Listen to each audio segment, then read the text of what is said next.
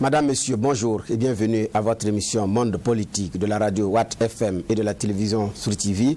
Nous vous disons merci, vous qui nous écoutez depuis les 4 coins du monde. Encore une fois, l'émission Monde politique se poursuit aujourd'hui. Nous sommes avec quelqu'un qui n'est plus à présenter au niveau de Landerneau politique burkinabé. Il s'agit de Monsieur David Moyenga. Il est le président du Socle. Socle, c'est un parti politique. L'abréviation donne Socle, mais ça signifie Socle citoyen pour la libération. Il a été député à l'Assemblée nationale pendant la transition, donc député CNT de la transition de 2014-2015. Il faut également dire qu'il est écotoxicologue de formation. Nous parlerons en monde politique de quelle alternative politique après la transition actuelle. David Moyenga, bonjour et bienvenue à cette émission. Oui, bonjour Bernard Bougma. Merci d'avoir répondu présent à notre invitation. Nous allons commencer cette émission par faire connaissance. D'abord, comme nous sommes à monde politique, vous allez nous présenter votre parti et ensuite vous allez nous dire ce que c'est qu'un écotoxicologue avant que nous rentrions dans le vif du sujet. Alors, vous pouvez nous rappeler les circonstances de la création de votre parti politique et quelle est sa ligne idéologique et ses convictions politiques? Oui, pour ce qui est de l'écotoxicologie, c'est la science qui étudie quelque peu l'impact de la pollution sur l'environnement. Voilà, donc la pollution, c'est tout ce qui est produit dans le cadre des activités de l'homme qui peuvent être industrielles et qui dégagent des polluants. Voilà, ça peut être aussi dans l'agriculture où on utilise des pesticides qui ont un impact sur le fonctionnement de l'environnement, sur la qualité du sol, de l'eau et même sur la qualité aussi, la santé même publique en tant que telle. Donc, et ensuite, l'écotox, si vous voulez, je prends le domaine des mines qui utilisent des produits chimiques qui peuvent en fait impacter sur l'environnement, sur l'eau.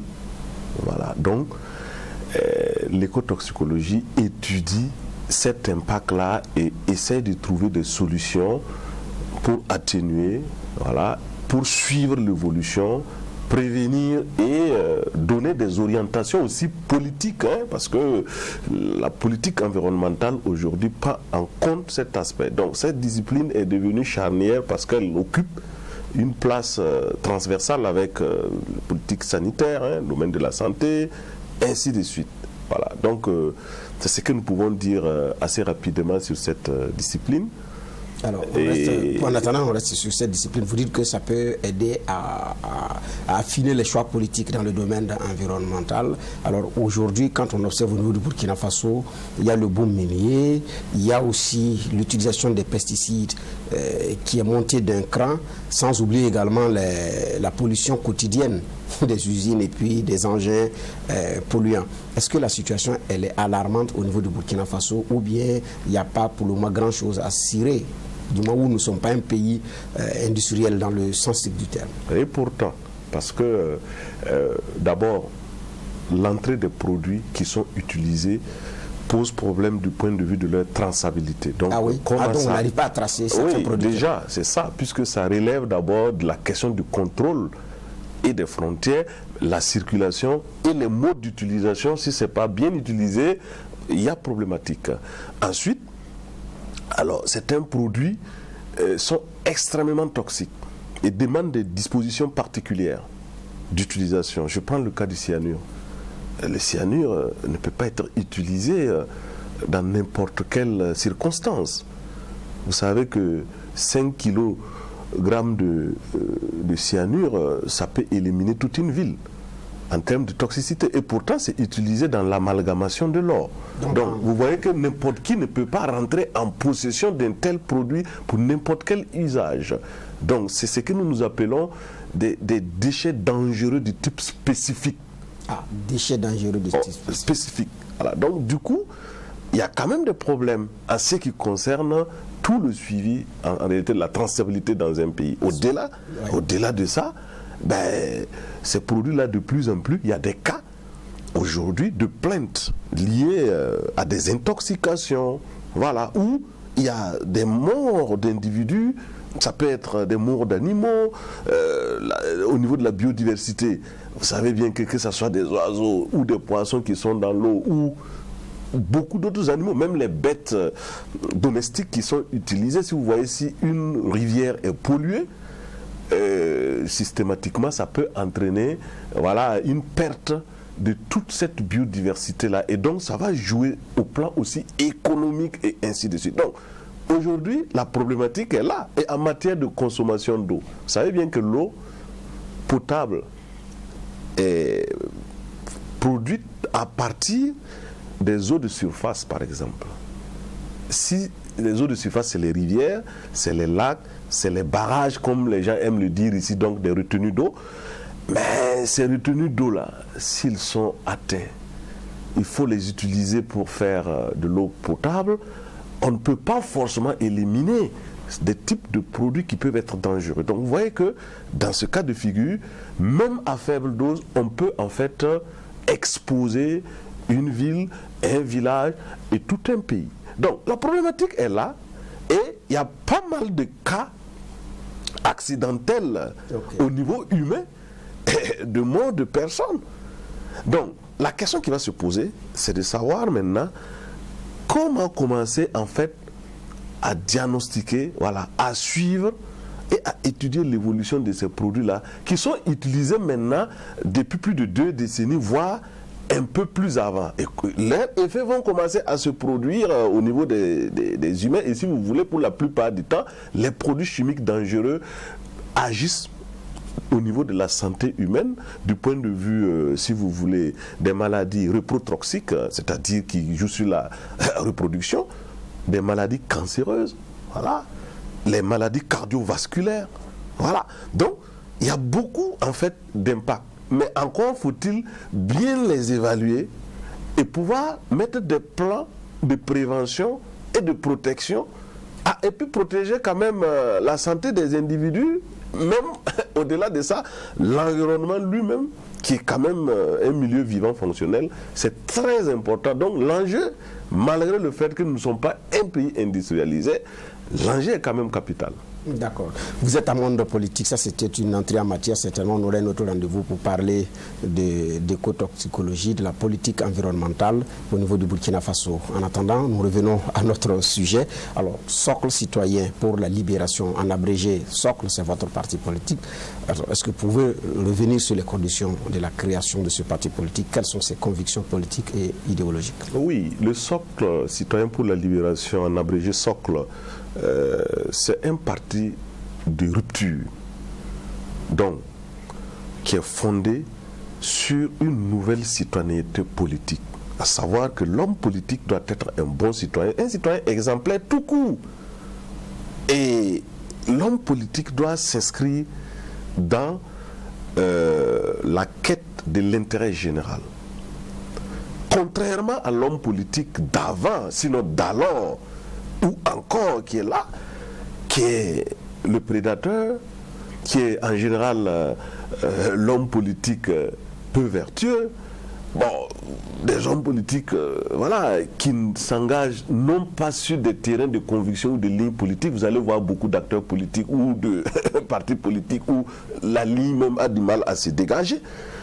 Bon, donc, aujourd'hui, et cet homme politique-là, pour la plupart, lancé dans la prédation, dans la gabegie, dans la dilapidation, dans la quête de l'accumulation.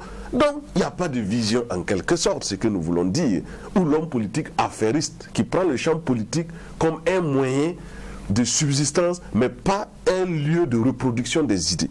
Ça pose un problème. Donc, nous devons reconstruire les idées et reconstruire l'espace politique. Donc, vous êtes venu pour une rupture.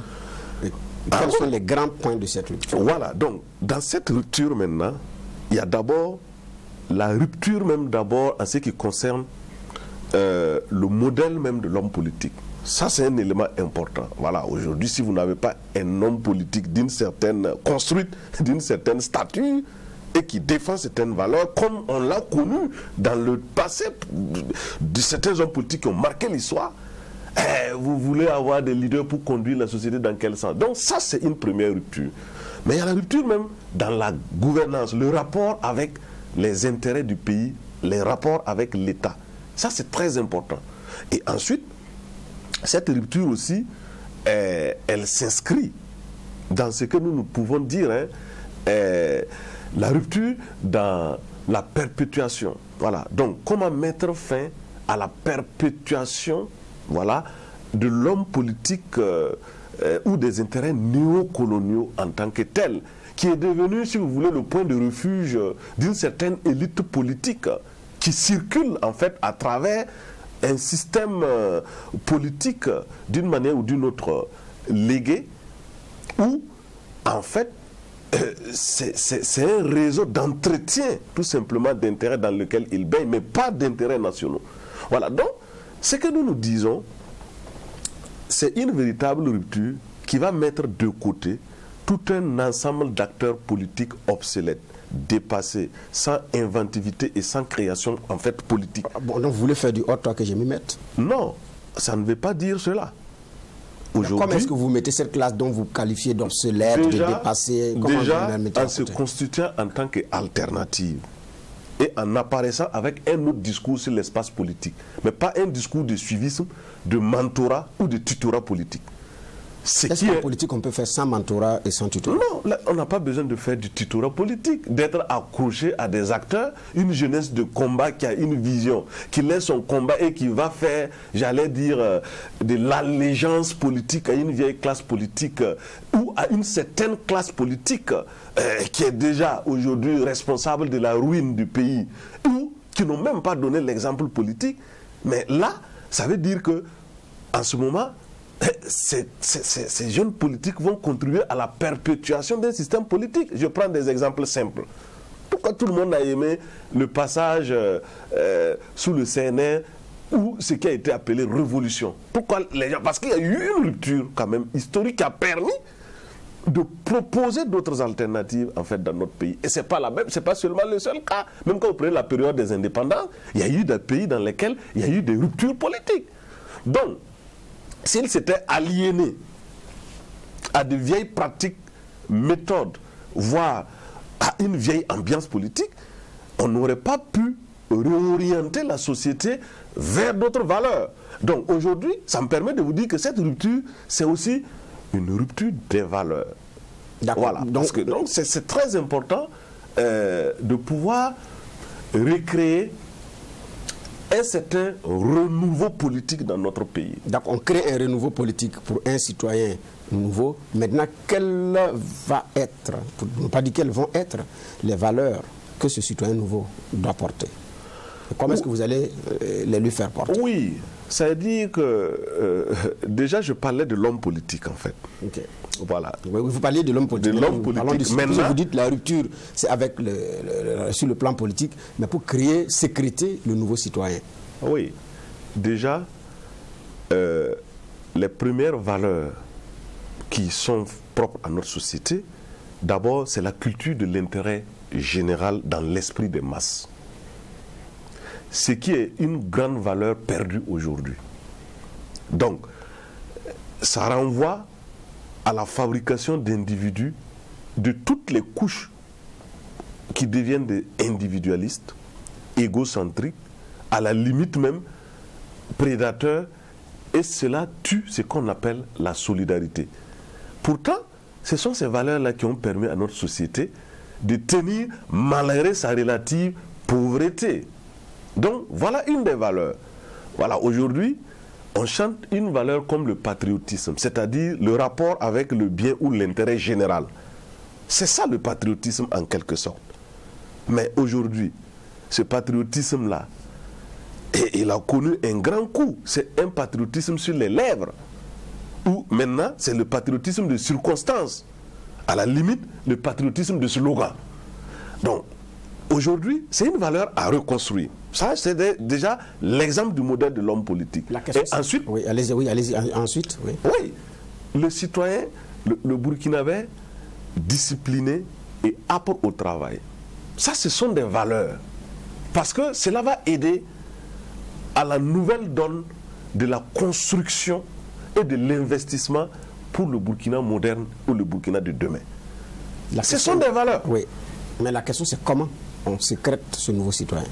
Oui, les actions à poser pour aboutir à... Vous comprenez que d'abord, un parti politique n'attend pas certainement d'avoir le pouvoir politique pour pouvoir exercer cela. Il y a déjà le travail organisationnel que nous faisons en direction des masses. En tant que parti politique, nous animons. Oui, puisque c'est conféré par la Constitution. Nous distillons des valeurs. Nous développons des idées. Et ces idées diffusent dans la société et rentrent dans l'esprit des masses. Je vous prends un exemple. Le terme rupture. Rappelez-vous, il y a quelques années, nous l'avons prononcé ici, nous étions vus comme un marginal. Parce que les gens disaient non, ce n'est pas possible. Tel que la société est faite, alliez-vous seulement, vous faites comme les autres, c'est comme ça qu'on évolue en politique. Non, nous avons dit non. Combien de personnes reprennent le discours de rupture aujourd'hui? Combien de gens répètent rupture aujourd'hui et refondation? Ah, les gens parlent même d'alternative, mais alors, c'est venu d'où? Mais il y a des gens qui ont opiné, qui ont opté pour cette ligne et qui ont travaillé à ce qu'elle prenne dans une certaine couche de la société et qu'elle grandisse. Mais c'est cela, le travail même d'abord d'un parti politique. Ça, c'est en n'étant pas au pouvoir. Mais en arrivant au pouvoir, nous l'intégrons dans notre politique de façon générale qui prendront en compte à la fois les politiques éducatives et les politiques, ce que nous appelons l'éducation populaire. Donc, nous avons un ensemble d'éléments et d'instruments dès que nous sommes dans l'exercice du pouvoir, de mettre en œuvre pour recentrer ces valeurs-là. Voilà. Et donc, vous voyez bien qu'en ce moment, il y a une superposition entre d'abord les images des dirigeants et l'esprit de la population. Mais c'est ça le rôle des partis politiques, qui est de transformer la vie même des citoyens eux-mêmes. Aussi bien du point de vue de leur bien-être, mais aussi du point même de leur attitude et leur comportement. Voilà, donc, et ce travail politique-là, justement, pour ceux qui croient que la politique c'est un domaine de jeu, non, ça nécessite d'avoir des gens qui ont quand même un certain charisme, qui ont une certaine culture, qui ont une certaine constance et qui ont une certaine combativité. C'est très important, c'est que beaucoup ne veulent pas faire. Les gens veulent tout de suite et maintenant, ce qui est prêt, des partis qui sont déjà au pouvoir, qui sont aux affaires, qui ont les moyens, il faut faire allégeance. Ça c'est une fausse route. Nous avons toujours combattu ça depuis le début. Donc, nous avons gardé cette ligne-là. Et ça, j'ajoute que c'est une construction d'un modèle. Et cette construction-là demande justement un sacrifice. Et ce n'est pas spontané. Contrairement à ce que je constate aujourd'hui, 1, 2, 3, les gens peuvent se retrouver au pouvoir ou bien ils ont créé, et puis ils se mettent à émettre des slogans. Non, la vie politique a c'est une traçabilité, une construction. Voilà, et en ce moment-là, on fait très peu d'erreurs. Sinon après, ce qu'on appelle les générations spontanées ou bien ce qu'on appelle les accidents de l'histoire, ça ne peut pas constituer une alternative ni un avenir sérieux pour un pays. Soyons clairs sur ce genre de situation-là. Madame, Monsieur, vous êtes bien à l'émission Monde Politique de la radio Watt FM et de la télévision sur TV. Pour ceux qui nous suivent à la radio, sachez que notre invité du jour, c'est Monsieur David Moyenga. Il est le président du Socle, c'est un parti politique, Socle citoyen pour la libération. Alors, il a été député sous la transition de 2014-2015. Donc, on les appelait les députés scientistes, donc du Conseil national de la transition. Justement, quelle alternative politique post-transition? C'est le thème phare de notre émission. Alors, vous qui avez été député sous la transition de 2015, alors quand vous regardez la coloration du Parlement et tirant expérience de votre action parlementaire en 2014-2015, pour vous, quels doivent être les chantiers d'un Parlement, d'une transition? Les transitions déjà, c'est des moyens et des périodes de réflexion et d'essai politique. En fait, transition, ça veut dire que ça peut permettre de passer d'une phase à une autre phase. Donc, bien gérer, bien guider, bien réfléchir, une transition peut apporter une certaine contribution dans certains tas dans la société, dans le fonctionnement institutionnel et autres. Ça, on peut tirer quelque chose. Non, mais mal gérer aussi, une transition, elle peut se retrouver dans une catastrophe. Donc, c'est les deux aspects déjà. Donc, maintenant, pour ce qui est des grandes questions aujourd'hui, qui sont pas pas nouvelle à régler. Dans notre pays d'abord, il y a un problème de système politique d'abord qui est là. Et qui tient sur un système de gouvernance, sinon un système de fonctionnement de la société. La question de la démocratie libérale élective. Aujourd'hui, elle est à une certaine limite du point de vue de tout ce qui a été miroité en 1990 lors du discours de la Baule, faisant savoir que la démocratie était le moyen le plus sûr pour provoquer l'amélioration des conditions de vie, le bien-être et la stabilité. Plus de 30 années et quelques après, le constat est tout autre. La démocratie n'a pas permis le développement. La bonne gouvernance non plus.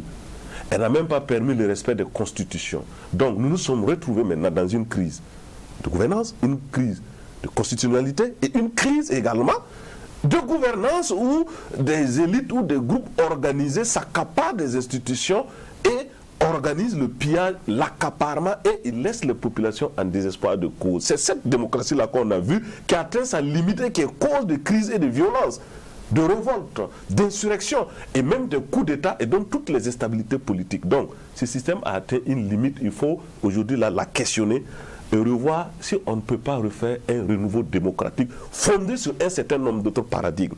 Ça, c'est un premier élément. Sur le système même démocratique lui-même. Maintenant, son penchant électoral pose problème. Il n'y a pas d'élection en Afrique depuis plus de 30 ans. Ah voilà, les gens, non, on organise ce qu'on appelle des hold-up électoraux. C'est ça, où l'argent est rentré dans l'action politique. C'est l'idéologie de l'argent. Vous avez suffisamment amassé de l'argent. Vous n'avez pas dit que tous les pays africains sont dans ce système quand même. La plupart des pays africains de l'Afrique de l'Ouest, ils sont inscrits dans cette situation-là. Et même dans les autres pays, ça va en se dégradant. Donc, du coup, la question de système même, de choix des dirigeants se pose du point de vue du modèle électoral.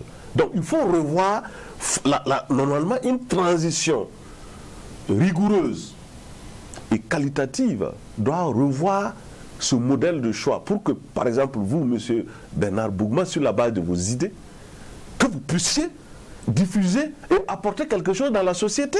Mais que ça ne soit pas du fait qu'il y a des gens qui ont des cantines d'argent ou des armes de destruction massive, financière ou économique pour inonder la place, tuer même l'esprit de l'élection, puisqu'il n'y a plus d'élection en ce temps.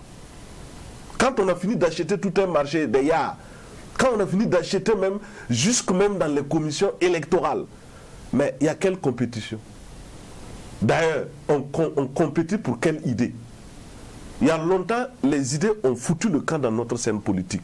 Ce qu'on voit, c'est des gros distributeurs automatiques d'argent. Ça, c'est très vilain. Mais nous voulons être dirigés comme ça. Ce n'est pas possible. Donc, il y a à revoir le modèle même démocratique et du choix démocratique. Maintenant, il y a les aspects liés même au système politique lui-même de façon intrinsèque. On parle de majorité et d'opposition. En fait, encager une opposition encagée, institutionnalisée, qui veut que l'opposition soit représentée par une personne et tout le monde doit faire autour, le choix autour pour pouvoir exister politiquement et avoir même l'information ou être considéré sur la scène politique. En même temps, il y a d'autres partis politiques qui développent des idées nouvelles, mais qui en réalité ne peuvent même pas exercer, on ne leur donne pas la possibilité d'exercer leur droit d'opposition, alors qu'il y a de bonnes idées, il y a de bonnes idées. Je parle de notre système politique dichotomique, opposition, majorité, qui devient une sorte d'entente mou pour se passer le pouvoir en ping-pong, alors qu'il y a des idées. C'est en cela que, vous voyez, il y a ce qu'on appelle une nouvelle dynamique de force créative qui entraîne de l'agitation. En fait, je suis sûr qu'on va y arriver. Mais au fond, aujourd'hui, ce modèle est contre toute évolution et toute créativité politique nouvelle. D'accord. C'est un modèle qui sclérose en fait la scène politique. Alors donc je note qu'il y a 3 entités qu'il faut revoir, le modèle économique, le système électoral et même le système politique qui induit 2 classes, majorité et opposition. Mais maintenant pour un parlement, s'il faut effectivement réformer ces 3 entités dont vous venez de faire cas, comment est-ce qu'il faut le faire? Non, par exemple, il y avait déjà la Constitution. C'est la Constitution qui prend en compte, par exemple, le type de modèle de fonctionnement de la société. Tout à fait. Et ça... Donc il faut revoir le dispositif constitutionnel. Mais oui, mais qui est dans les placards. Il y avait une constitution qui a été proposée, qui est dans le placard, qui pouvait être revue. Mais est-ce que son contenu allait changer la donne d'ailleurs? Ah oui, mais ça peut changer puisque il définit quand même des règles du jeu.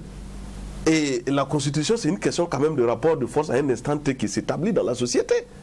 Donc du coup, il y a besoin de cela. Vous voyez qu'il y a beaucoup de voix qui s'élèvent pour dire qu'il faut prendre en compte certaines valeurs endogènes dans la Constitution. Il faut prendre en compte, par exemple, certains critères de vertuosité. D'autres disent, oui, mais c'est parce que les gens, même la réorganisation de notre territoire, la répartition et la redistribution, mais la Constitution, elle doit définir tout ça.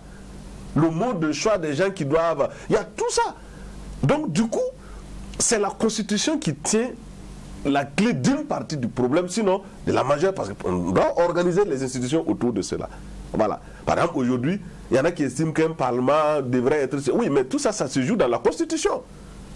Ceux qui estiment que, par exemple, il y a une pléthorie d'institutions qui n'ont pas de fonds ou de farfelus, mais ça peut se régler dans la Constitution. D'accord. Et sur le système électoral, comment on fait pour la rendre crédible davantage, puisque vous dites qu'aujourd'hui, elle est l'apanage, le système, pardon, il est l'apanage des partis politiques qui disposent d'armes de destruction massive financière. Voilà. Pour reprendre vos termes. Oui, le système électoral peut être revu de manière à faire une élection à 0 francs au Burkina Faso. La preuve. Ah oui? Il y a eu plusieurs transitions maintenant déjà là. Je pense que c'est assez documenté. Et comment on a fait pour choisir les acteurs pour aller au niveau de ces différents parlements et autres? Il n'y a pas eu d'élection. Et pourtant, je pense que beaucoup de gens sont contents. Donc, il ne faut pas qu'on voit toujours des modes où il faut avoir affaire forcément à des institutions de fonds, des finances élevées, qui même encore, ça tue d'abord l'autonomie, ça tue notre souveraineté, finalement, parce que si vos élections sont financées totalement pour la quasi-totalité de l'extérieur, imaginez-vous que celui qui sort de cette élection-là quelque part, bon, ce n'est pas totalement un élément indépendant. Alors, de plus en plus... C'est une question même d'abord d'image. Alors, de plus en Ensuite, plus... Oui, allez-y, oui. C'est une question d'image, oui, allez-y. C'est une question d'image. Donc, à point de souveraineté, nos pays n'ont pas assez de moyens non plus pour prendre des budgets qui peuvent aller entre 70 milliards, quelquefois 100 et quelques milliards, pour n'organiser qu'une élection, d'ailleurs même qu'une élection truquée en général. Et qui ne va pas résister à un coup d'État quelques mois après, et il faut recommencer à zéro. Vous voyez, je pense qu'on devrait comprendre qu'à travers un système décentralisé de choix, on peut identifier des personnes selon des groupes sociaux. Ça, c'est les groupes socio-professionnels pour qu'ils soient représentés dans une assemblée populaire. À 0 francs. Donc on passe par les entités sociales qui existent pour dire envoyez-nous des représentants. Je vous prends la plupart des transitions qui ont suivi d'ailleurs le modèle de la transition de 2014-15. Ils ont fait quoi? On a regardé dans différents groupes, le monde paysan, dans la presse, les organisations de la société civile, les partis politiques, même au niveau même des forces de défense et de sécurité, ce qui est un élément très nouveau dans ce qu'on appelle le modèle démocratique, puisque l'armée ne peut pas se retrouver dans un parlement selon le modèle classique. Et pourtant, en 2014-15, pour la première fois, il y a eu cela. On a entendu tout ce qui était débat. Les gens ne s'accommodaient pas avec cela. Et pourtant, il y a eu des apports de cette couche, d'une manière ou d'une autre. C'est pour dire qu'il ne faut pas tout fermer et s'enfermer dans des modèles qui sont comme des idées reçues déjà. Non, il y a une possibilité d'évoluer. Je ne ferai pas l'exposé de toute la question. Par contre, il y a plusieurs modèles d'essai, de choix qu'on peut trouver qui seraient moins chers, moins problématiques et nous rendent plus autonomes et plus indépendants par rapport au choix des dirigeants. Et au-delà, ça nous permettra de choisir des gens vertueux. Parce qu'il y a ce critère qui peut rentrer en ligne de compte également. Alors, sur cette question, il y en a qui disent qu'il faut aller à un suffrage indirect en élisant au niveau des collectivités, après au niveau des députés, et c'est eux qui vont se charger du choix du président. Ça peut réduire les coûts. Est-ce que vous êtes de cet avis? Parce qu'il y en a qui ont une opinion. Je veux le modèle américain en quelque sorte. Voilà, les grands électeurs et eux ils vont choisir maintenant le président. Bon, ça va faire déjà plusieurs élections. Ça c'est un. Deuxièmement, ça ne résout pas fondamentalement le problème. La question reste posée, comment ces gens seront élus, par quel modèle? Si aujourd'hui vous laissez des cantiniers redescendre au niveau des collectivités et qui usent de certaines influences, notamment économiques et peut-être d'autres pressions même encore, ça revient à la même chose. Donc les élections américaines en général, comme on dit, c'est des types d'élections de type, je vais dire, voilà, soutenues par le haut, en réalité, c'est ça. Mais ce ne sont pas les États-Unis seuls qui utilisent le suffrage indirect. L'Afrique du Sud l'utilise, Israël l'utilise et beaucoup d'autres pays l'utilisent. Oui, mais pas forcément avec le même modèle, parce qu'aux États-Unis on dit les grands électeurs, qu'on ne connaît d'ailleurs pas, mais il y en a qui passent par le Parlement, souvent on rentre dans un régime parlementaire, mais quand on parle des grands électeurs américains, on ne les connaît pratiquement pas. Voilà, la question de fond, c'est le choix de ces unités ou entités qui doivent faire le choix final. Ça revient à une élection d'une manière ou d'une autre. Et c'est sur ces aspects de critères-là qu'il faut jouer. Donc, je ramène aux critères que j'ai cités, en fait, de plus haut, pour dire que, en fait, pour nous, la question, elle est là. Je ne crois même pas que chez nous, ce serait bon de faire un système de grands électeurs. Je ne crois pas. Le modèle qui est là, avec les principes qui étaient énoncés là, n'ont même pas été respectés, déjà. Eh bien, voilà. Par exemple, je prends un exemple. Pour qu'une personne propose sa candidature à une élection présidentielle ou d'autres types d'élections conseillers ou bien chaud, il doit y avoir ce qu'on appelle des critères de compatibilité ou d'incompatibilité. D'autres parlent d'éligibilité ou pas. Il doit y avoir ça fondé sur des aspects, des critères de légitimité ou de moralité. Vous dites, je prends l'exemple de certains pays qui l'appliquent de façon totale, les pays scandinaves, notamment le Danemark et la Suède, qui ont un système très, j'allais dire, rigoureux sur le choix même déjà des individus. Vous avez des gens qui ont déjà des précédents judiciaires ou qui ont déjà eu à mal gérer des communes ou qui ont déjà mal géré d'autres situations, et vous allez lui confier un poste électif important pour diriger une commune et autres. Ça ne marche pas. Et une petite enquête de moralité permettrait de régler cela. Je prends l'exemple du choix, il n'y a pas longtemps, de ministres et autres, qui il lui fallait remplir, ça fait perdre du temps. Et on aurait dû faire réellement une enquête de moralité sûre, on aurait pu éviter tout cela. Donc, nous sommes en fait, je dirais, négligents vis-à-vis d'un certain nombre de valeurs qui sont quand même essentielles. Même dans la société traditionnelle, prônée par certains, mais aujourd'hui, même dans la société, le choix ne se fait pas sans tenir compte de certains critères. Ah, voilà. Ah ouais. Je rappelle à ceux qui nous suivent à la radio que vous êtes à l'émission Monde Politique de Watt FM 100.7 et notre invité c'est M. David Moyenga, il est le président du Socle. Socle, c'est Socle citoyen pour la libération. Donc c'est un homme politique, éco-toxicologue, ancien député du Parlement burkinabé lors de la transition de 2014-2015. Alors notre émission se poursuit. En 2015, au niveau du Parlement, les hommes politiques étaient mieux représentés par rapport au Parlement actuel, alors qu'après la transition, ce sont des hommes politiques également qui vont revenir. Il y a des décisions qui sont en train d'être prises. On sent également comme s'il y avait une mise à l'écart de l'homo politicus dans le débat actuel. Qu'en pensez-vous en tant qu'homme politique? Non, en fait, je trouve que c'est du brouillon, tout simplement. Que ce soit la transition 1 ou 2 maintenant, ou c'est MPSR 1 ou 2, ont décidé de faire le choix d'un certain nombre de figures de poule qui eux doivent représenter toute la classe politique. Ça, c'est une grosse aberration. en termes d'animation, en termes d'apport d'idées, et finalement qui crée une sclérorisation de la scène politique, voire de l'institution même qui devait animer, à savoir ces fameuses assises. Qu'est-ce qui est sorti de ces assises? Voilà. Donc du coup, cette mise à l'écart, c'est une phobie. D'abord, les acteurs politiques ne sont pas homogènes.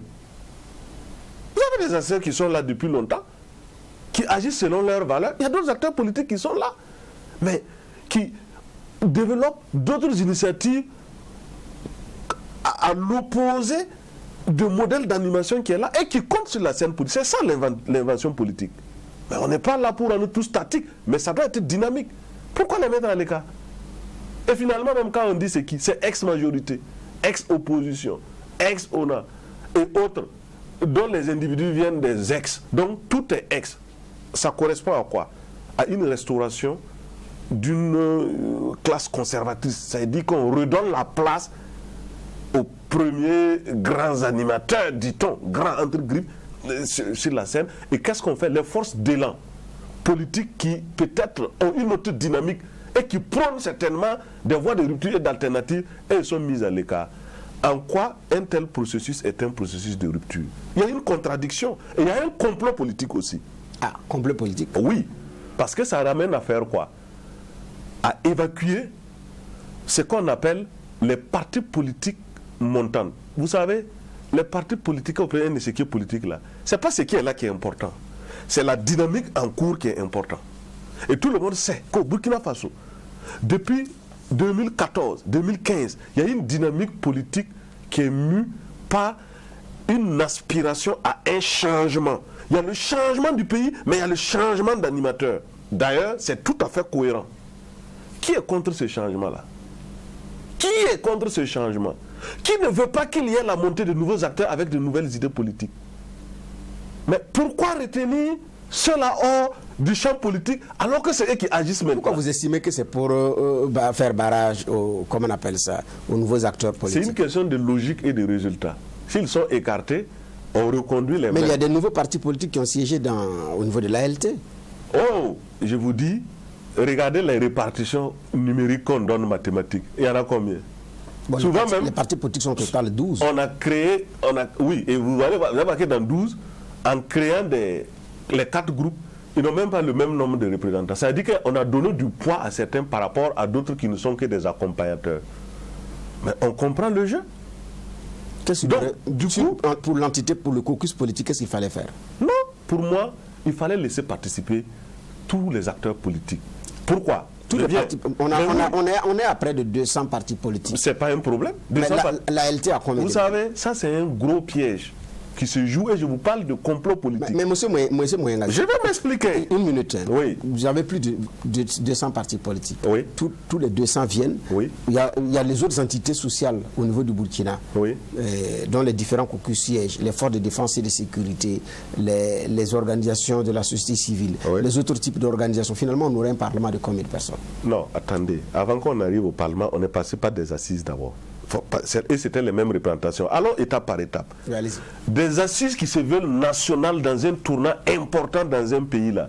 Même si c'est 2000 personnes, ils doivent pouvoir s'asseoir dans un pays et régler des grandes questions. L'histoire nous montre que ça a eu lieu.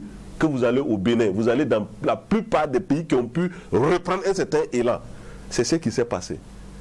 On n'a pas besoin d'exclure les gens. Il y a même des gens qui ne sont même pas partis politiques, mais qui doivent venir prendre la parole parce qu'ils ont des choses importantes à apporter. Je parle de la composition à l'ALT. Je viens. Maintenant, au niveau. Est-ce qu'on aura autant de sièges pour tout le monde tout ce temps? En 2015, à l'ALT, c'est le même débat qui avait eu lieu. Je vais dire au CNT. Il y a certains partis qui se prévalaient déjà de dire nous on avait un certain nombre de députés, on avait 18, d'autres qui avaient 30, donc on allait reconduire les députés. Mais à quoi aurait servi l'insurrection? Soyons logiques quand même politiquement. Donc du coup, qu'est-ce qui s'est passé? C'est-à-dire que sur les 30 à 40 représentants des partis politiques qui étaient là, qu'est-ce qu'on a fait? On a tout simplement donné en fait un mandat à tous les 40 partis politiques qui sont venus. Et d'ailleurs, mais c'était une grande représentativité politique, y compris même ce qu'on appelle l'ex-opposition ou l'ex-majorité de l'époque. Ils avaient une représentation. Et ça résout une équation, mais il faut quand même quelquefois que nous notifions ça comme certaines avancées, j'allais dire, politiques. Pourquoi un parti voudrait, lors d'une transition, aller s'accaparer de toutes les instances? Il veut quoi? Ça ne sert pas. Donc, il y a eu ce que j'appelle une exclusion orientée pour casser une dynamique en cours. Et ça, c'était une erreur de ce MPSR-là. Les deux. Donc, ça n'a pas de sens. Mieux, derrière, pour vous montrer qu'il y a un complot, j'enchaîne avec le débat qui filtre sur la réduction du nombre de partis politiques. Ah, vous commencez à comprendre. On allait en venir. Ah, allez-y. Vous commencez à comprendre qu'en fait, en réalité, il y a des tuteurs politiques qui sont choisis. Il y a ceux qu'on estime que c'est eux qui doivent faire la politique, c'est eux qui ont les idées politiques, c'est eux les grands, parce que c'est eux qui sont significatifs, parce que c'est eux qui gagnent les élections. Et donc, les autres partis doivent s'allier, et puis on va former, mais ça, c'est une énormité vraiment politique sur notre scène. C'est une véritable énormité. Lors des dernières élections, oui, il y a 8 partis politiques qui ont pu déposer des candidatures sur tout l'ensemble du Burkina Faso. À la ceux qui ont été élus pour siéger au niveau de l'Assemblée nationale, je crois qu'il y avait 14 ou 15 partis politiques seulement, sur près de 200 partis politiques qui existent. Est-ce qu'il n'y a pas la nécessité aussi de revoir les choses? Il n'y a aucun problème. Ça relève de ce que nous on appelle la pluralité démocratique. L'ambiance démocratique. Il ne faut pas scléroser la scène politique. Pour quelle raison? Qui est ce maître qui doit décider de ça? Non. Les idées politiques là, elles naissent. Vous pouvez être 5 à créer une idée.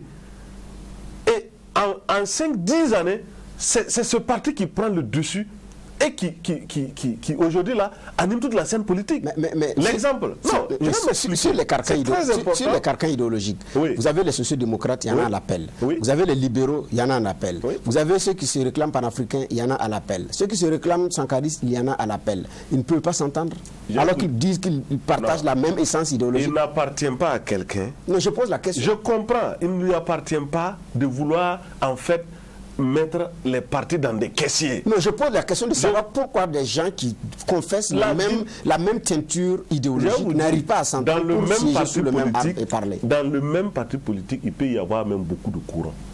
Vous prenez plusieurs partis dans lesquels vous avez des courants qui sont plus gauches, d'autres sont centristes. Mais ils disent qu'ils sont du même courant idéologique. Oui. Non, mais sociodémocrate, c'est à gauche. Mais je viens. Mais d'ailleurs, on a des libéraux qui c'est la même essence idéologique. Mais qu'est-ce qui fait qu'ils ne peuvent pas s'entendre pour aller à la même élection? Parce qu'ils partagent les mêmes valeurs idéologiques. Oui, c'est-à-dire ce que j'ai envie d'expliquer calmement. Oui, allez-y. Voilà.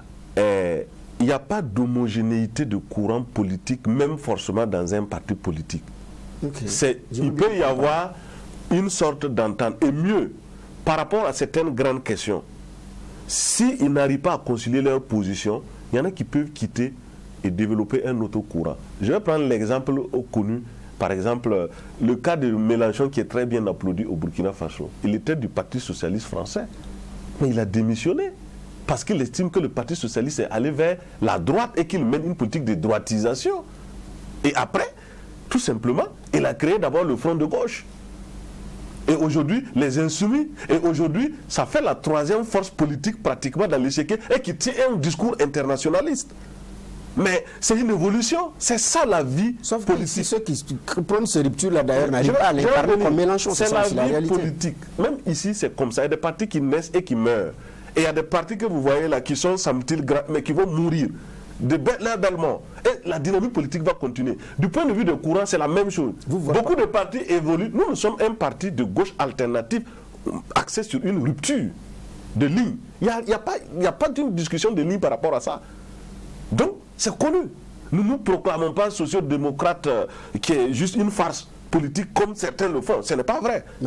Parce que les gens font du libéralisme sauvage et ils disent qu'ils sont des sociodémocrates. Donc tu vois, les questions de ligne, si je me retrouve dans un tel parti, et qu'à un moment donné je trouve qu'il y a une aberration idéologique, eh bien écoute, on crée un courant beaucoup plus, j'allais dire, rigoureuse par rapport, qui correspond à l'aspiration. C'est ça l'animation politique. Donc vous n'êtes pas d'accord pour quand on parle de revoir le nombre de partis politiques? Pas du tout. Et justement, laissez-moi juste ajouter quelques éléments là-dessus. Allez-y. D'abord, ça touche au principe du multipartisme. Le multipartisme, ça veut dire la pluralité démocratique qui est un acquis d'un long combat historique en matière d'opinion politique dans le monde et dans le cas de l'Afrique. D'ailleurs, je vous dis, ça a été un combat panafricain. Parce qu'il y avait les dictatures militaires. Pour ceux qui ne savent pas, quand on s'est des années 60, il y avait les dictatures militaires, personne ne pouvait même compétir. Il est là, il est timonier et il est là. Après, il y a eu les partis uniques. C'est-à-dire, c'est un seul parti, tout le monde doit être dedans. La camisole, toi tu rentres dedans ou bien tu n'es pas parti politique. Donc, il y a eu des combats en Afrique. Hein? Les combats à Abidjan, des combats au Cameroun, au Ghana, ainsi de suite. Même au Burkina Faso, où il y a eu des tentatives de mettre en place le parti unique et les Burkinabés ont renversé ça. Nous étions en 1978. On a déjà dépassé ça. On a donné de bels exemples historiques. On ne peut pas revenir ou remettre en cause le multipartisme. Deux, au-delà de la question du multipartisme, un parti là, il n'est pas grand. La plupart des partis qui naissent grands d'ailleurs, c'est des partis qui ont déjà monopolisé une bonne partie des ressources et des richesses du pays. Ils sont capables de se morceler et puis créer tout de suite des sièges partout, ou bien ils peuvent aller acheter des voix partout. Ce n'est pas un parti né petit, comme l'ANC, elle grandit, comme l'UPC camerounais de Niobé, comme Nkrumah, le parti d'Nkrumah, comme celui de Lumumba. C'est comme ça qu'un parti naît. Et vous pouvez être 5 à créer un parti au départ, mais à l'arrivée, c'est ce parti qui va diriger. Vous avez le cas de Sékou Touré. Mais c'est ça, pourquoi les gens ne veulent pas cette démarche-là? On va pas, les partis qui naissent grands d'ailleurs, des partis qui gagnent, qui sont au pouvoir, souvent suite à des coups d'État. Ils fabriquent un méga parti, hyper parti, où tout le monde se met dedans parce que les gens se disent, voilà, c'est l'occasion de se positionner dans la société. Le jour où il y a un renversement, tout le monde disparaît, ça ne ressemble pas à un parti politique. Vous les voyez se morceler. Vous croyez que c'est des grands partis, ça? Non! Ça, je trouve que c'est une occupation vraiment anarchique d'un espace politique, pas des gens non convaincus qui sont guidés par d'autres valeurs. Autre chose, sur la question du multipartisme. J'entends des gens me dire qu'aux États-Unis, c'est 2 partis, c'est faux. Aux États-Unis, il n'y a pas 2 partis. Il y a plusieurs partis. Il y a 2 qui se confrontent plus principalement sur les élections présidentielles. Et d'ailleurs, ils ont recours même à d'autres partis pour pouvoir gagner des voix dans certaines zones, pour pouvoir passer. Sinon, ils ne passeront pas.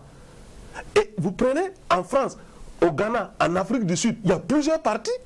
Au Nigeria, il y a plusieurs partis. Il n'y a pas 1 ou 2 partis. Ça, je documente en fait ce que je vois dire dans la rue, où certains écrivent des choses. Non, ce n'est pas vrai. Il n'y a pas que 2 partis. Donc, je crois que ce qui est dans la tête des uns et des autres, et qui ne peut pas le dire d'abord ouvertement, voilà, les gens veulent encore reprovoquer des reculs politiques graves dans ce pays-là. Mais attention, ça a des conséquences. Pour ceux qui ne savent pas, la conséquence, vous savez, c'est quoi? Si on fait ça, je vous dis, c'est bonjour les coups d'État. Si vous empêchez les acteurs de s'organiser autour de lignes, d'idées, qui sont connus avec des responsabilités et poser des actes normalement dans la société, dans le cadre de l'influence du débat public ou de la conquête du pouvoir, bonjour les coups d'État. Est-ce que ce n'est pas également une régulation qui est demandée? Parce que c'est vrai, les partis politiques, c'est comme dans les entreprises, il y a une floraison d'entreprises, mais là, c'est régulé. On parle de conditions de l'exercice et d'existence des partis politiques. Mais on se répète. Non, là, c'est la question qu'on se pose. Je vous dis ça. Parce que même ceux qui parlent, personne n'a dit que c'est pas des... ailleurs, il y a rare qui ne savent pas qu'aux États-Unis, il y a plusieurs autres partis.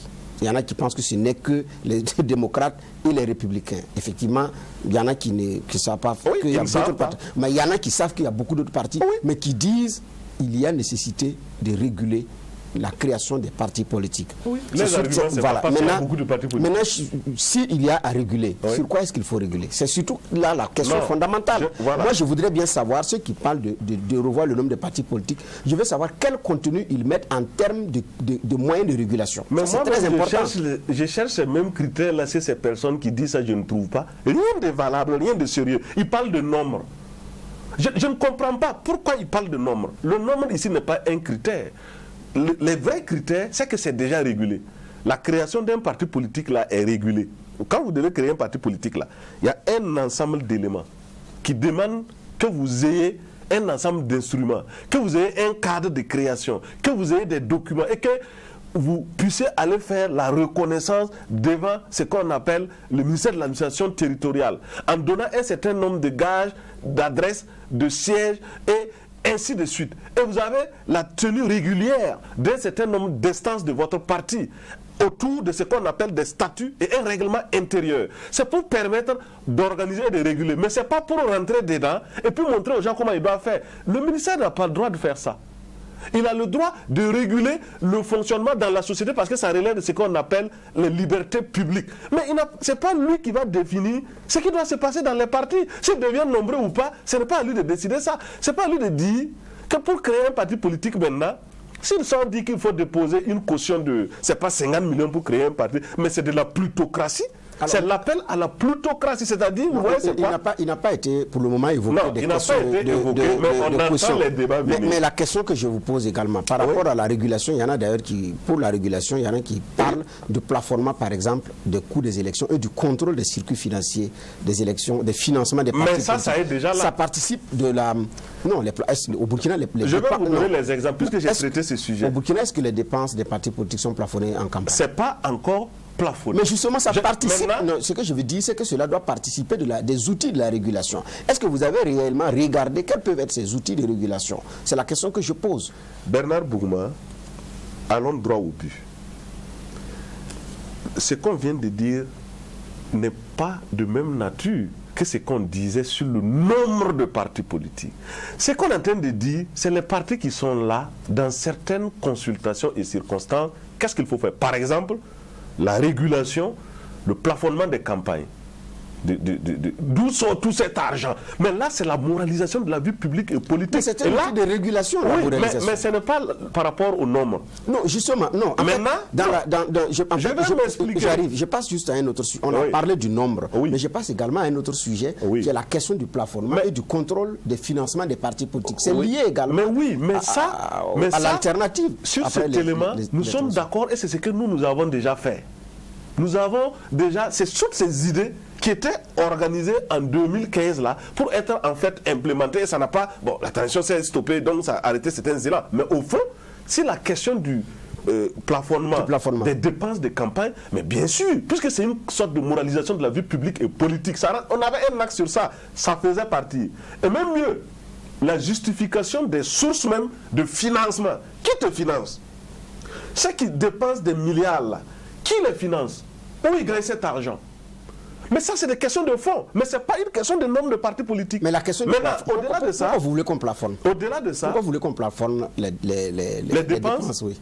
Non, parce que tout simplement, ça offre en fait une qualité beaucoup plus soutenue. Ça amène les partis à rentrer plus dans le développement d'idées, de projets de société et de développer des visions à proposer à la société, ce qui est le rôle même d'ailleurs d'un parti politique. Alors que maintenant, qu'est-ce qu'on fait? La question de la diffusion des idées est mise à l'écart et ce qu'on prône aujourd'hui, c'est quoi? C'est les achats de conscience. On donne l'argent aux gens. Les gens mettent l'argent dans les gadgets utilitaires, payer des chapeaux. C'est une corruption passive. Et donc, du coup, c'est ça que nous avons régulé. Ce ne sont pas les partis, ce sont pas les partis qui sont moins nantis financièrement qui prônent d'ailleurs le plafonnement. Non, pas moins nantis. C'est une question de logique. C'est pas parce qu'ils n'ont pas l'argent qu'ils disent qu'il faut plafonner pour que moi aussi je puisse en compétition électorale, il faut quand même que nous ayons ce que j'appelle d'abord le type de modèle de choix politique. Voilà, vous voyez, ça revient à ce qu'on disait au départ. Donc, dans ça, si j'avais tout développé, j'allais en arriver à l'usage de l'argent en politique. Ça tue la démocratie. Est-ce qu'on peut faire sans? Est-ce qu'on peut faire sans? On peut faire. Est-ce qu'on peut faire sans argent? Non, le problème, ce n'est pas une affaire d'argent. Il y a des moyens d'organisation. Si vous voulez organiser un meeting, vous voulez organiser des réunions, on ne vous demande pas des milliards pour ça. Oui, mais on vous demande de l'argent. Oui, non, mais ça, c'est des moyens organisationnels. Vous allez payer le local, vous allez louer la sonore et tout. Et si un siège doit fonctionner, ça demande de l'argent. Quand nous parlons, ce n'est pas ça. C'est les petits sacs d'argent que les gens attachent pour aller distribuer à des leaders dans les villages ou bien en ville pour pouvoir influencer, pour acheter. Est-ce que le plafonnement peut empêcher? Est-ce que le plafonnement peut empêcher? Non, le plafonnement, c'est déjà connu, ça peut empêcher. D'abord, les montants vont diminuer, mais est-ce que ça peut arrêter la distribution de l'argent? Attendez, puisque quand on dit plafonnement, expliquons clairement, les gens vont comprendre. C'est-à-dire que vous allez justifier d'un certain nombre de dépenses de campagne à travers un certain nombre de choses que vous avez faites. Et on va voir, est-ce que vous avez dépassé la limite qui a été requise ou pas. S'il se trouve que vous avez dépassé cette limite, le reste là, vous devez justifier. Dans certains pays sérieux, beaucoup d'acteurs politiques qui ont eu des élections, ils ont des problèmes à ce niveau.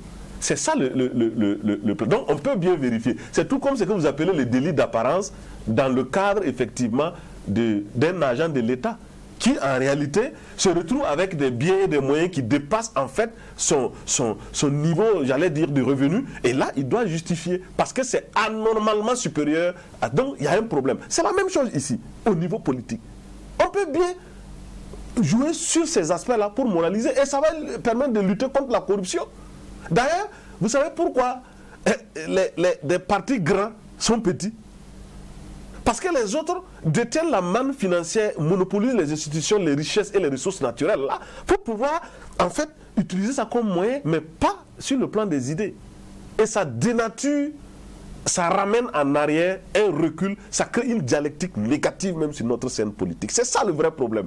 Nous sommes dans cette crise politique-là en fait aujourd'hui. Et par finir, justement, qu'est-ce que ça entraîne? Quand les gens voient qu'il n'y a plus aucune possibilité, mais c'est pourquoi les gens applaudissent aussi le coup d'État, en désespoir de cause, malheureusement. Voilà. Donc, il faut que nous comprenions ce qui nous arrive. Donc, en un mot, la classe politique là, burkinabé, pour ne pas dire le système politique, a besoin d'une moralisation. Bien sûr, sur la question de la moralisation de la vie publique et politique, il y a beaucoup à faire parce que nous avons une société très corrompue qui pille, qui monopolise et qui assèche des populations, qui prend les biens et les richesses des gens à travers justement le système. Il ne suffit pas d'être élu ou circuler dans le système pour tout monopoliser et ça, après, ça crée des frustrations, la marginalisation et la suite, on la connaît.